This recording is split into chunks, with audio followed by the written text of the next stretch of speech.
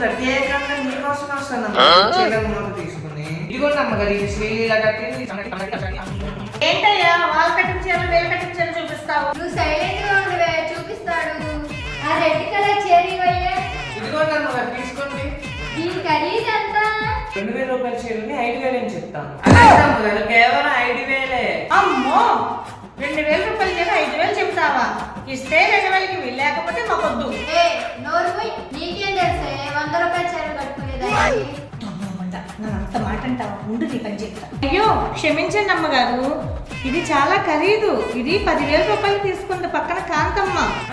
ఈ రోజు భలే ఛాన్స్. అవునమ్మగారు అది 10,000 రూపాయల చీర. నేను రేటు సరిగ్గా చూడలేదు. అమ్మో, ఇది కనుక నేను తీసుకోపోతే వీళ్ళ ముందు నేను లోపు అయిపోతా. సరే సుబ్బయ్య, ఫోన్ పే చేశాను. ఇలాంటి తిండి దొరికితే చాలు. వచ్చే వారం వస్తాను కొత్త చీరలు తీసుకుని. సరే, ముందు నా దగ్గరికి రా.